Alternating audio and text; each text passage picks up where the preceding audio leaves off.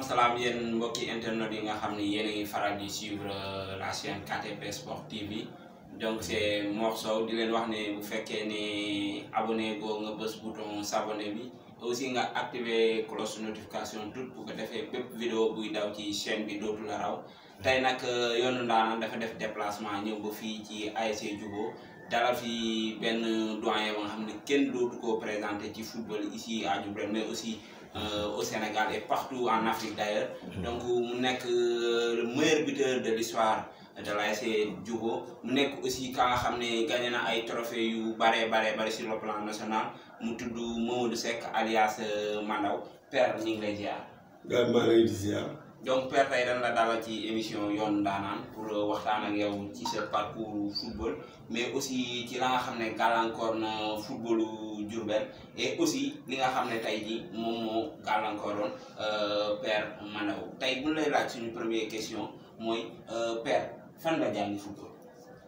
waaw bala may tàmbali dama lay nuyu di la sant di am mbégte bi nga fekkee fii ci sama koñ di ma laaj sur le plan sportif fan laa jàngi football mais ci loolu rek bala may lay wax fu ma jàngi football ndaxte sport mënoo ko def te amoo foo jaar ñu ngi njëkk a jaar mooy ASC Mbayar mais su ma tuddee ASC Mbayar foofu laa defaree sama football mais football moom da ngay am don ci football parce que da ngay yeew rek nekk ci quartier di football am yenn qualité yooyu moo lay permettre pour que nga dem ci équipe yi nga xam ne c'est bien structuré ci loolu boo ma demee foofu yi Charrier Mbaye ci ay loxoom laa ne ASC Mbayar boobu équipe nawetaan la wala équipe championnat deuxième division boobu Charrier Mbaye moo fa nekkoon moo yoroon les jeunes moo yor cadet yi ak junior bi ma demee foofu tamit moo tax il faut ma remercier Charrier Mbaye mi nga xam ne moo ma encadré ci sama jeunesse ci football. donc dégg ngeen ko ASC Mbayar boobu noonu moom sax moom moo constitué actuellement Sonacos de Diourbel suma juumul donc père nga joué catégorie cadette avec ban ASC nga ko joué. ASC Mbayar ci boppam booba football bi bëriwul équipe Diourbel y'avait que le Mbayar bu nekkoon Diourbel kon Mbayar kese ak championnat sax duñ ko am ça veut dire que Sénégal tam amul ay sélection rek lañ doon def. donc ban année la père Mandaw commencé football. son première licence maa ngi ko signé en 1975. en 1975 année bi nga xam ne aussi Mamadou Seck war na découvrir monde navétane surtout avec l'ASC Diogo lan nga doon ressentir ak lan moo waraloon le fait que nga choisir jouer sa kon fii navétane. waaw mais bala may ak directement ci navétane bi. dama lay wax ne le 75 laa signé licence. ASC Mbayar mais également joué fa cadet mais également 75 76 77 ci laa nekk meilleur joueur du Sénégal. meilleur joueur du Sénégal nan ngay expliquer ñi lay seetaan lan moo nekkoon distinction boobu noonu meilleur joueur du Sénégal. meilleur joueur du concours des jeunes footballeurs loolu. benn concours la woon boo xam ne sur le plan départemental lañ ko defoon. ma nekkoon premier du département de Diourbel. après ñu def sélection régionale ma nekkaat premier. ci laa demee Dakar pour nekk lauréat du concours national du jeune footballeur. effectivement donc yéen a ko déggandoo nee naa leen ñun jeunes yi il faut ñuy suivre ces doyens là pour mën a xam lan mooy football donc distinction boobu gagné nga ko 3 fois. donc bi nga jógee foofu naka nga ñuy dikkee ak ni nga def ba intégré l'ASC Diogo. ASC Diogo boobu en 76. après 75 76. ma dem football yi ASC Réveil. ASC Réveil mooy actuel Yogo. mooy actuel Yogo. boobu suñ benn grand bu ñuy wax Tony Dieng. moo ma jël si. moo ma football yi ASC Réveil. foofu bi ñu joué ASC Réveil ñu final fa. final départemental. boobu yaa ngi doon joué ban poste. militaire militaire laa doon football.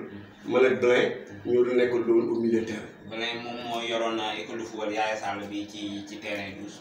voilà Blain boobu moom laa nekkoon père donc Blé moo doon joué 6 man may joué 8 donc foofu laa démarré ñoom ñu gagné pour départemental ak xalaalu bi nga xam ne moo nekkoon Renaissance rakkaat bi nekkoon Renaissance après finale départemental donc rakkaat bi gagné avec mon copain Ndiak Faye.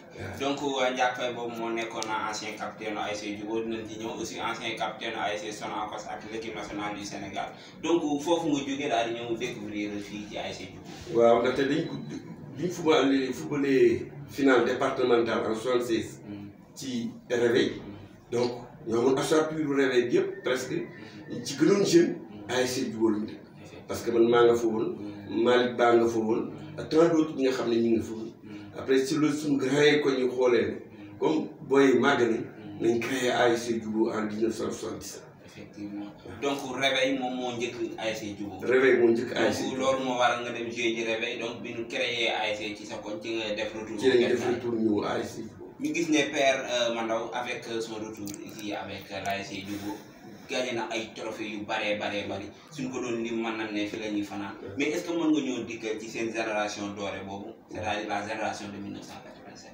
génération. 1987 bi ngeen di def triplé bi. ah bi ñu def triplé bi. dëgg la ndaxte loolu damay saluer donc remonté parce que il faut savoir que 77 même bi ñu créé dañ créé ba pare mais amuñu ay trophées yu ñu gagné mais dafa am génération bu ñëwaat nag ci kaw. mooy génération ñoom Mafé ñoom Barka ñoom Sega Alassane Seck ñooñu man ma accompagner leen ak ñu fekk suñu génération ñu instauré une grande équipe mooy boobu lañ fi triplé bi en 80 gagné coupe départementale coupe régionale en 80. donc ñu gis aussi avec cette équipe de l'ASC Diogo dafa nekkoon benn famille naka ngay expliquer cohésion sociale bi nga xam ne amoon na ci ASC bi benn ay anecdote d'ailleurs même gis nañ ko seen finale régionale bi nga xam ne doon ngeen ko joué avec l'ASC Kaani gi suma ñu muy jàmbaar bi ngeen toogee ba ne suba la match bi ngeen ko yëg cohésion sociale boo amoon ci ASC bi naka nga koy expliquer. donc loolu chance la parce que fii da nga doon jël ñetti kër rek muy ASC Diogo. effectivement ndaxte fii da ngay ñëw nga fekk ma fi nga dem kër ñoom ma fay jël fa ñaar dem kër Alassane Seck à côté jël fa jël Malick Ba à côté jël Mahmoud ci ayib donc équipe bi day taxaw donc ñi fi nekk ñëpp ci koñ bi lañ dëkk amul fenn kii nga xam ne toog génne 5 kër rek am nga une équipe loolu moo nekkoon chance ASC Diogo. ñu gis Père Mandaw nekk le meilleur buteur de l'histoire de l'ASC Diogo dafa jógee militaire dem jouer ji attaquant wala en état militaire la nekk meilleur buteur. waaw boobu bi ma nekkee militaire bi ma nekkoon militaire di ma doon dugal mais après ma changé joué 10 bi may joué 10 boobu laa ëppoon li ma dugal parce que day amoon benn attaquant bu ñu doon wax Badouba ay courteau la woon donc il faisait 1m50 moo nekkoon le numéro 9 donc kooku presque mooy travail yu bari mais souvent ma position yi ma doon am moom mooy permettre muy dugal lu bari donc ci position yi ma am ci lecture de jeu bi ma amoon nga xam ne moom maa ngi ko inculqué woon ci mbayaar nga moom laa ma la charrier moo ñu ça veut dire que foofu da ngay jàng football da ngay am compétence football mais doo xam say position mais su fekkee ne dugg nga dans les équipes d'élite yi nga xam ne charrier nga fa woon Youssou Touré nga fa woon mais foofu da ngay am positionnement boo xam ne da nga koy am avantage yooyu lay amoon bi may joué 10 ndax dama jóge 8 dem 10 ñu jógee 10 nag je marqué beaucoup de buts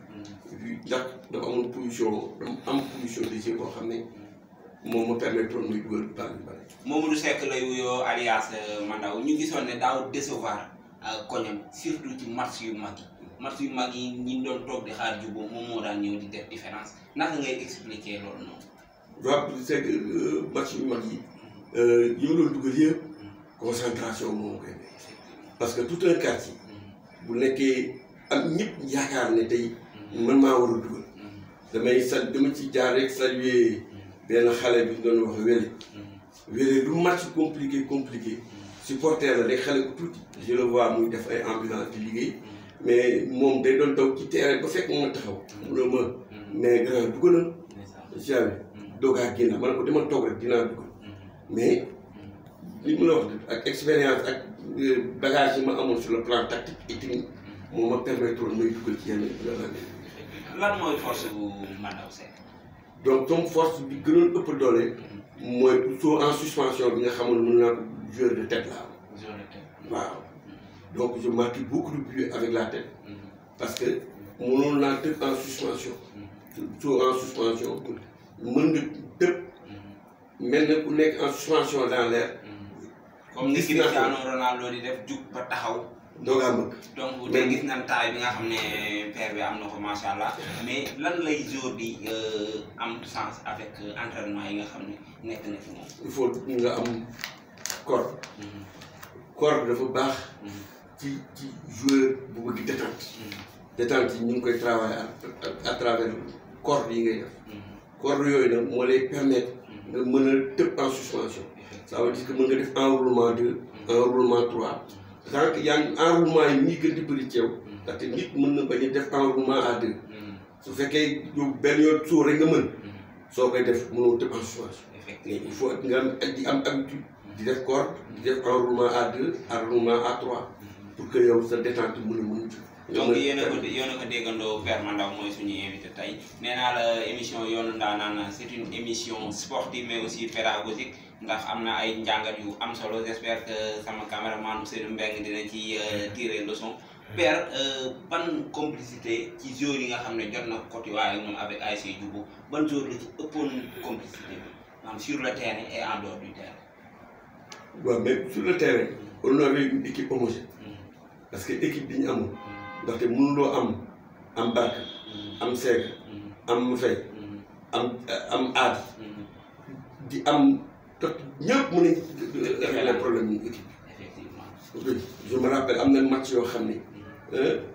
koo ci woo rek bu ñu ñëwee ne tey ñu ngi leen dañ may marqué à 2. mais di nga bàyyi Seck wala di nga bàyyi yooyu ñoo lay perturbé ba yow marquage à 2 yi daf lay jafe. daf lay jafe te da ngay am stratégie ci marquage te nga gis nit ñu la marquage individuel ci nit. ndax dafa am deux ñu lay jàngal ci loolu. marquage individuel suñ la ko defee man soo ma passé mën naa def un mauvais contrôle. nga nangu bal bi yow mi nga xam ne yow yaay joueur bi yow défenseur bi ma marqué woon mais man du ma la marqué. dama lay bàyyi nga yóbbu ballon. nga su ma la bàyyee nga yóbbu ballon bi bala ngaa le temps nga yóbbu ballon bi je me suis déplacé. kon doo xam nga marquage individuel bi dootoo ma gis. mais arrivé ma am benn joueur bu nekkoon kay booy day ñëw benn waaye bu gàtt la woon de sax xam ne sàmm la tudd. mais su ma contrôlé bàyyi ko ballon bu dee bu ñëwee gis ma fële mënuloo kii mënuma ko jël individuel ndax taxaw. ça veut dire que le joueur doit bouger. donc football c'est le déplacement en mouvement. il faut bouger donc yéen a ko déggandoo mais Père avec bala ñu génn Dioubou j'espère que am na match ba nga xam ne marqué na la ci sa carrière avec l'ASC Dioubou suñu la doon laaj match boobu noonu ban match la ak lan moo tax mu marqué la. li nga wax sànq xam nga joué na fi benn final ak waa Mbacké. mais booba suñu attaque bi dañ lay sélectionné en équipe nationale junior.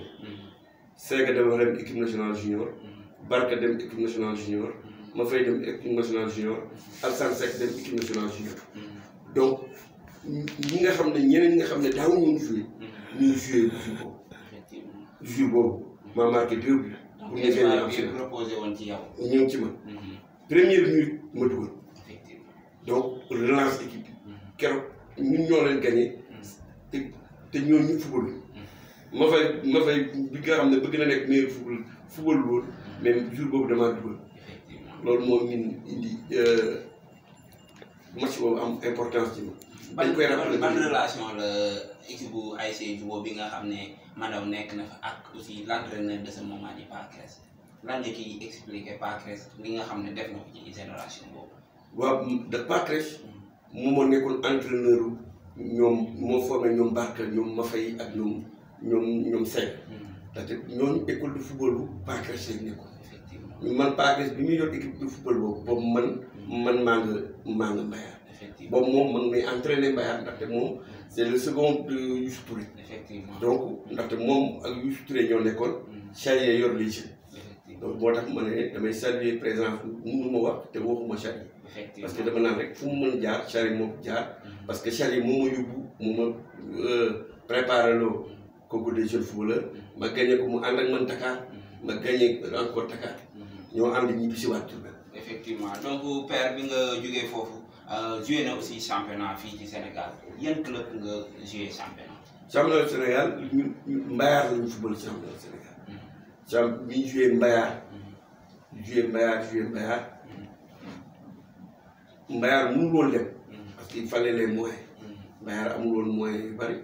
mais dañ doon dem ba toujours dañ nekkaat ci championnat deuxième division. mais ñu am chance. am mécène bu mel ne que Yaaya Kane. Yaaya Kane bi ñu ñëwee booba SIB équipe corpolo ndaxte ñuy jël ko parrainé ko équipe bi mais Yaaya Kane jël équipe bi nag en main ne léegi nañ defar équipe bu baax compétitive sur le plan national et international loolu moo indi recrutement bi gars yi recruté nag foofu la défaillance yi commencé léegi nag di la Yaaya Kane recruté ñu recruté en une année ñu yëg en première division. donc loolu moo waraloon Mbayar daal di fusionné ak SIB fusion Mbayar SIB donc moo tax ñu dem mais dañ conserver encore les dirigeants du Mbayar parce que Issa Maram Fall mu nekkoon président Sidi Diabira nekk président section football ñoom Boubacar Diop ñoo yor sur le plan administratif équipe bi ñoo nekkoon dirigeants yi donc ñoo propulsé équipe ba mu yëg en première division. effectivement donc avec cette équipe DCB ñu nga xam ne moom lañ xamee léegi Sonacos gis nañ ne aussi amoon na ay difficultés ya nga xam ne ki nga xam ne moom Mamadou Seck amoon na ko naka moo koy expliquer ñu lay seetaan. non li ma ko mën a expliquer mooy donc équipe Mbayar dafa ñëw di Mbayar ñëwee ñu recruter. donc soo xam boobu ñun ñëpp kenn liggéeyul comme liggéeyuñu woon nag donc nous avions droit à ce que ñu recruter ñu pour que ñu mën a dem liggéey ICIB mais bi recrutement yi ñëwee recruter wu jëluñ fi kenn moo nami Ndiak Faye ba koy ñaanal Ndiak Faye moo nekk sama xarit boo xam ne ñooy ànd ñu doon footballandoo au milieu terrain ñu maa ngi moom donc ñoo nekkoon Ndiak Faye am chance ñu jël ko muy liggéey ICIB ñun kenn jëluñu liggéey ICIB donc bokkuñ ci club bi donc te ñun ñoo bokk ci ñi yéegal club bi. donc moment boobu club bi daaw ñu leen fay salaire. daaw ñu leen fay salaire.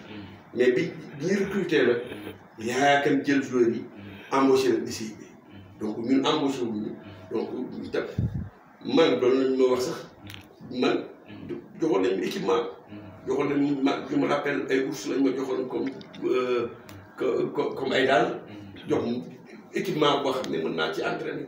mais dañu amoon benn collectif boo xam ne des amis ñoom Malick Ba ñoom Platine ñoom Amady Fall ñoom Pa Moussa Sall ñoom Omar Niass donc ñun gars yi kenn jëluñu ñu jël ñeneen à notre place bàyyi ñu nag ñun ñu def. donc loolu moo waraloon frustration bi. mooy frustration ñu gis na aussi Père Madaw génne équipe nationale naka ngay expliquer ñi lay seetaan distinction boobu. foofu la paradoxe bi rek.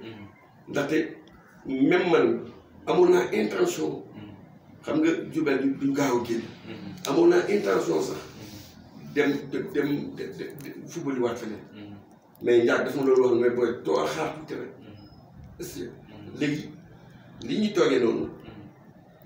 mu am sur le plan international ñu am un entraîneur national bu fi ñëw muy auto-officiel sillonné Sénégal ne léegi dafa bëgg une équipe nationale espoir boo xam ne da koy ñëw def ko école de football yóbbu ko au CNFC de Thiès mais bi ñu sillonné Sénégal ñun pële moo ñu yóbbu fii lañ jël ñu benn auto 7 places la loué dugal ñu ci man Jackie Diagne Mahmoud Mam Mam Ndiaye Pa Moussa Sall Bernard Gomis ñu dem Thiès mais dañu recruter ñu ñëpp équipe nationale espoir donc on a fait 1 an à Thiès foofu lañ jàngi football foofu lañ amélioré suñu qualité de jeu à l'équipe nationale espoir donc ça veut dire que ma doon wax que ñun mun ñu nekk à Diourbel ñu recruter joueur ñu am potentialité bi nga ne duma leen jël te loolu xel mënu ko nangu donc ñun étant jeune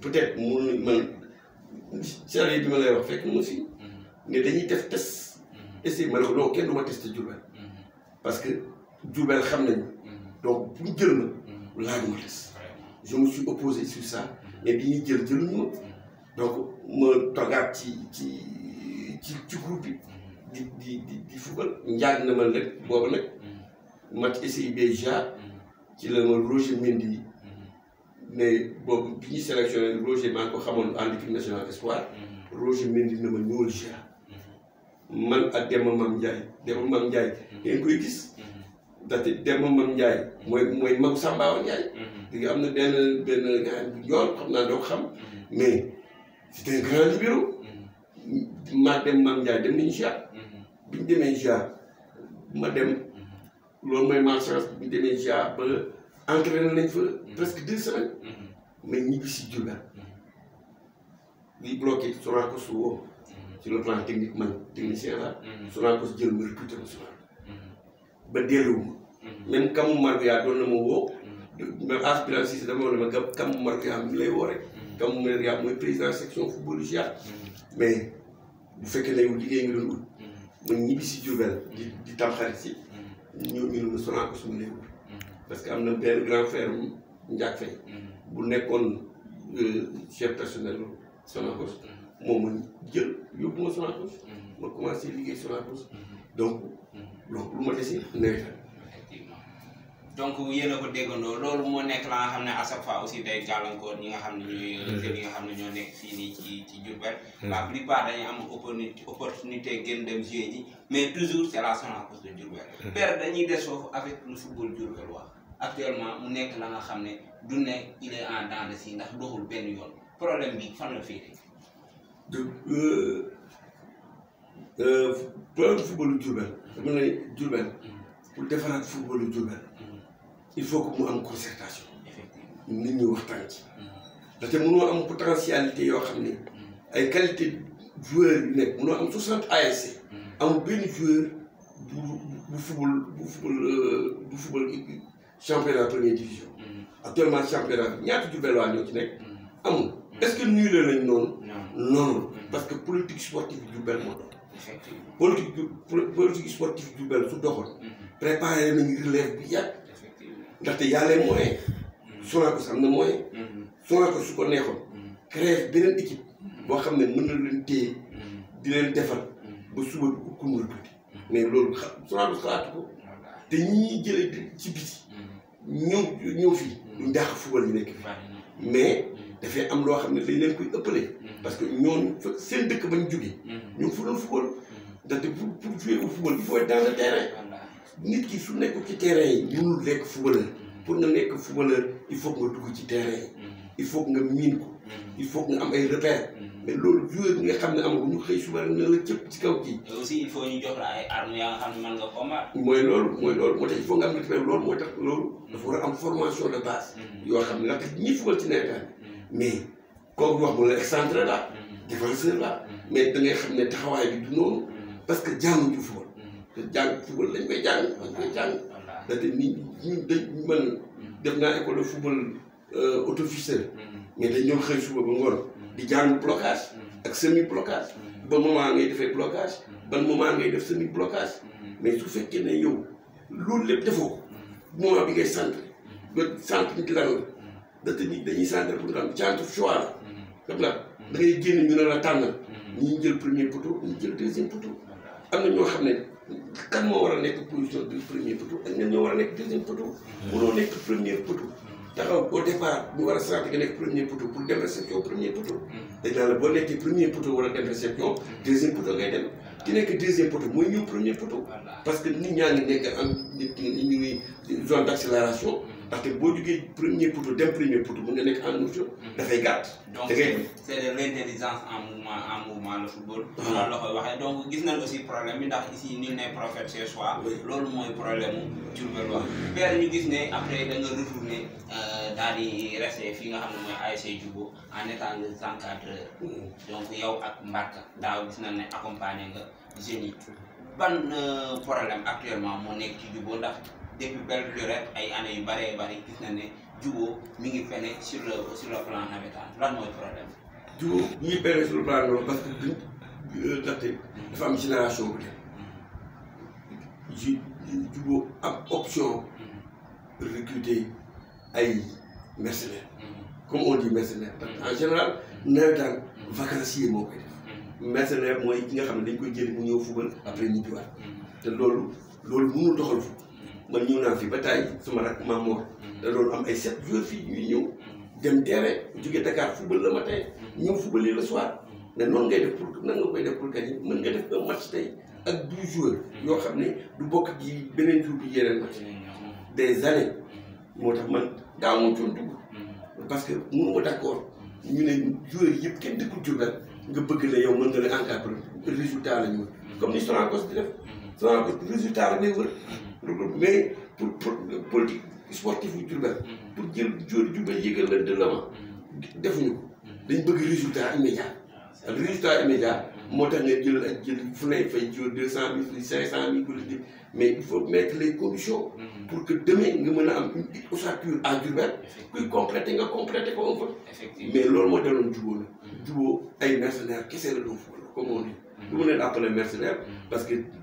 football moom famille mais nit ñi dañ doon ñëw après dem daaw ñu gis ne di ngeen favoriser li nga xam ne mooy jeunesse bi fii ñi ngeen jël ay joueurs yi nga xam ne ñoo dëkk fii ci jubóo voilà bi ñu jóot benn nag loolu moom ma yóbbu sax ma dem épauler Barka si vous voyez man bi ma leen ñëwee bi ma xoolee ñu ne ma booy yëpp ci koñ bi lañ dëkk ma xoolee ñoom sax ñu ne ma sax seen tur ñu ne ma seen tur sax xam nga man ñu ne ma ñi ñëpp fi lañ dëkk ma xam seen papa yi ñoo xam ne ñoo nekkoon doon fii ñi nekk suñu supporter ñi nekk suñu encadreur ñu nekk mën ne kon nag mën naa cee jàpp ci laa dem fekki Barka apporté ko sama contribution ci équipe bi premier match bi fekk ma fa premier match bi laa ñëw ñu joué même bi ma xoolee premier match bi y avait trop de problème ndaxte bi ñuy gagné ku ñëw ci match bi ne doon nañ ñuy 3-0 kenn mënu ko gëm c'est que parce que niñ taxawee mu baaxul woon fond de jeu bi mu baaxul woon dara mu ko jiw loon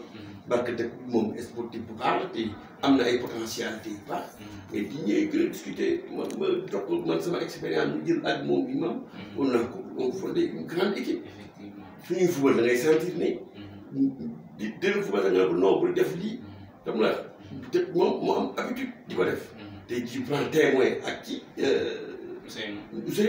Ousseynou Gueye soo kenn wax qualité technique am baaxul kenn wax na amul disposition joueur mais am na loo xam ne soo ko waxul Ousseynou du ko xam nit mënul jouer ci surface su terrain bi yëpp terrain bi dafa am ay zone bu nekk am ñu ko moom zone bu ma fay jouer ak bu ma fay jouer mën naa dem dimbale au cas mais su ma amul bu ma dimbale bala ngay dimbale kenn da ngay jekk mais soo jekkul mënoo dimbale kenn moo tax en général dama leen ne yéen warul leen ñëw un attaquant c'est un attaquant mais yéen attaquant constamment yaa ngi ci défense fooy dugalee. c'est pas normal. donc yéen a ko déggandoo ba tey suñu père la Mamadou Seck moom lañ ñëwoon tey seet fii nii ma lay wax ni émission bi comme li ma lay wax rek jàngat am na ci bu baax a baax ndax daaw bu seetaan une équipe de jubóo xam ne changement am na ci complètement ndax bi ñu gisee def na raatale benn ASC gañ ko sur la marque de 6-0 aussi joué na benn ay match ya nga xam ne ku ko seetaan dina xam ne xale yi am na lu ñu def ci ñoom père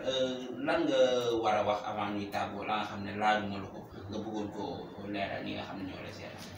waaw ma xanaa di la sant di la gërëm rek ndaxte man sport Diourbel rek moom te bëggoon naa man li ma xam ma xamal ko ñi nga xam ne ñoom ñoo nekk sama suuf parce que fi ma jaar am na lu ma jàng ci foofu loolu waruma ko téye waroon naa koo verser ci ndaxte ku jaar ci pële jaar ci sel yi dem ci pële dem ci jaar ci Ibadia jaar ci autofiseur jaar ci Yirim Jaar am nga loo xam xam nga loo xam ku ci nekk am na loo xam ne taxaw jox nañu ko loolu nag moom la ñuy verser joueur yi wala ne taxawaay bi lii la ni ngeen war a taxawee ni ngeen tax moo tax ni nga def nii c'est bien ñu discuter comme ça nit ñi mën cee xam ci ban kii la ñuy taxaw sur le plan technique ndax dafa am loo xam ne dañuy def nii rek kaa la ñu fubal kaa non non même gars yi fubal fii daa ko ñu fubal gën a ñoo xam fubal Salif Diallo ñëw fi Salif Diallo entraîneur Sonacos ñoo bokk benn néeg on a def nañ 1 an man ak moom mu nekkat ñoo ànd doo def ko bi may jël compétition footballeur fa laa xam ne Salif Diallo buñ fa mais maa ko rawoon donc bokkaat collège des espoirs mais ma def option entraîneur ñun suñu malchance mooy man Sonacos laa liggéey donc déjà ñun am nañu emploi donc ñoom comme amuñu emploi ñu def ci formation entraîneur dem nekk entraîneur ñeneen ñi mën a def soo gisee joueur Sonacos yi yëpp ngay gis nii amul kenn ku ci def entraîneur parce que ñun ñëpp ñu ngi liggéey Sonacos ñoom Madiaye Tall ñoom Tafa Sarr ñoom Matouri Niang ñun ñëpp ñu usine mais parce que mënuñu ñu def entraîneur parce que déjà am nañ profession donc mënuñu loolu mooy tax fii yoruñu équipe yi mais am nañ conseil yi ñoo def donc Sonacos Diourbel waruñu ko sànni waruñu sànni ngir dëpp sànni dëpp Diourbel mu jeex tàkk ñoo xam ne soo leen xool ci sport bi def ñu fi dara bëgg a diriger sport bi suñu kaw c'est pas normal. donc loolu la naan il faut l'homme qu'il faut à la place qu'il faut loolu nag moom mooy problème mu Diourbel waa bari na ay doyens yu fi nekk bari na ay ndaanaan ya nga xam ne football kese képp donc moom moo leen ñor donc pourquoi pas ñu daal di daw wëri ji information yi donc aussi di leen wax ni à chaque fois sur la rajo Baol FM Ecosport mi ngi fi mu nekk benn émission ba nga xam ne day am samedi ak dimanche à partir de 12h man mii Mor Sow maa ngi fa ànd ak le grand doyen Asmalik donc aussi bu fekkee ne bëgg nga suivre ki nga xam ne moom mooy grand Modou Seck nga xaar ko dimanche incha allah à partir de 12h sur la rajo Baol FM di leen wax ne bu fekkee ne vidéo bi neex na la nga bës touche like bi aussi nga bàyyi ci sa commentaire c'était tout pour aujourd'hui di leen jox dox daje ba beneen yoon ak beneen épisode yoonu ndaanaan père merci. voilà merci.